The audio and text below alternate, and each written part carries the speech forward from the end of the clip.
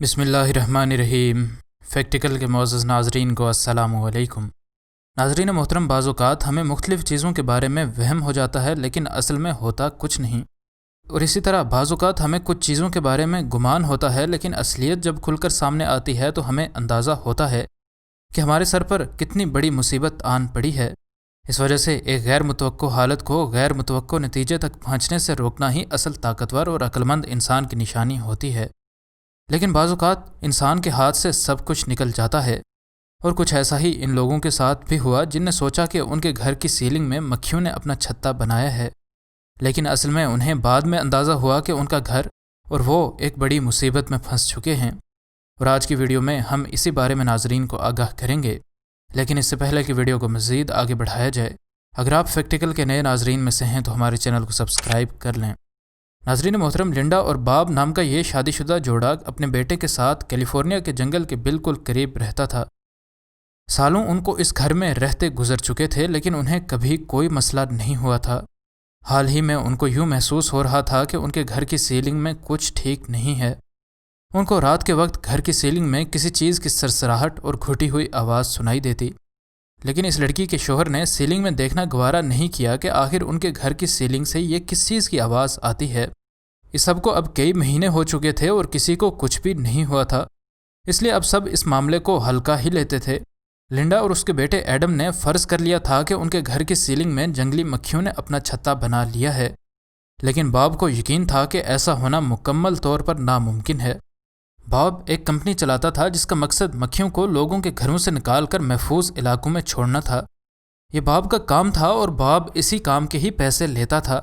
اس وجہ سے ممکنہ طور پر باب کی بات غلط نہیں ہونی چاہیے تھی، اور اس وجہ سے ہی وہ سیلنگ میں جا کر دیکھنے سے بھی انکار کرتا تھا۔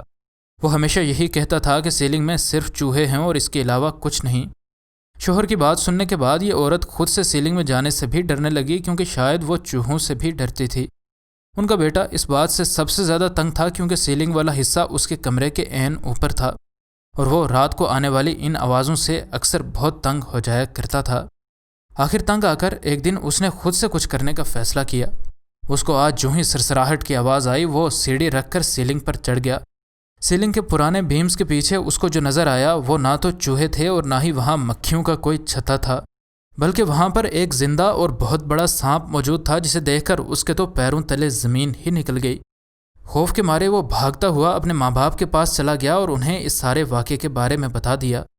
یہ ساری فیملی اب اپنے ہی گھر میں رہنے سے خوف زدہ تھی۔ ان کو اب ہر وقت اس سانپ کے سیلنگ سے اتر کر اپنے بستر میں موجود ہونے کا وہم پڑا رہتا تھا، اور یہ وہم بے بنیاد بھی نہیں تھا۔ جب باب خود سے سیلنگ پر چڑھا تو اس نے بھی اپنی آنکھوں سے اپنے گھر میں آئے اس بن بلائے مہمان کو نہ صرف دیکھا بلکہ اس نے اس کی ویڈیو بھی بنائی۔ ان لوگوں نے جب کچھ حد تک اپنے خوف پر قابو پا لیا تو انہیں اینیمل کنٹرول سینٹر والوں کو کال کر دی۔ جب یہ لوگ پہنچے اس وقت تک یہ سانپ کہیں اپنے کسی بل میں چھپ چکا تھا۔ اس سانپ کو ڈھونڈنے کی کوشش میں ان لوگوں کو سانپ نظر بھی آ گیا اور انہیں اس کو پہچان بھی لیا۔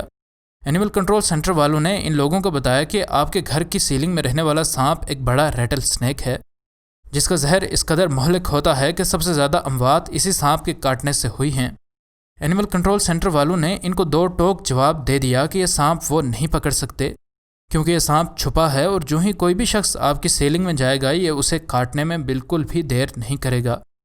ان لوگوں کو یہ بات سن کر اور بھی زیادہ خوف آیا کیونکہ ان کی اب کوئی بھی مدد نہیں کر سکتا تھا۔ ان لوگوں نے اپنے ایک نڈر بھانجے کو کال کی جو کہ خود کو بڑا ہی دلیر کہتا تھا، لیکن اس نے بھی انہیں جواب دے دیا۔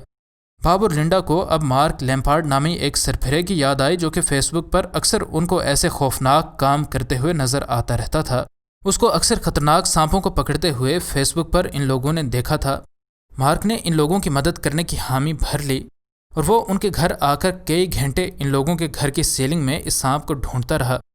ڈھونڈنے کے دوران اس کو سیلنگ کے اندر سے سانپ کی چمڑی بھی ملی، جس کا واحد مطلب یہ تھا کہ یہ سانپ اس گھر میں ایک لمبے عرصے سے رہ رہا تھا۔ آخرکار اس شخص کو یہ سانپ سیلنگ میں مل ہی گیا۔ اس کو اس کی دم نظر آئی اور اس جنونی شخص نے اس کو دم سے پکڑ کر باہر کھینچ لیا۔ خوش قسمتی سے اینیمل کنٹرول سینٹر والوں نے اس سانپ کو غلط پہچانا تھا۔ اصل میں یہ ریٹل سنیک نہیں بلکہ ایک کولمبین رینبو بوا تھا۔ یہ سانپ خطرناک تو تھا لیکن زہریلا ہرگز نہیں تھا۔ یہ سانپ حملہ کر سکتے ہیں اور اپنے شکار کے گرد اپنا جسم لپیٹ کر دم گھونٹ کر شکار کو ختم کرتے ہیں۔ ان لوگوں نے بتایا کہ یہ سانپ اس گھر کے پاس موجود درخت کی مدد سے اس گھر میں گھسا ہوگا، کیونکہ اس درخت کی شاخیں اس گھر کے اوپر تک آئی ہوئی تھیں۔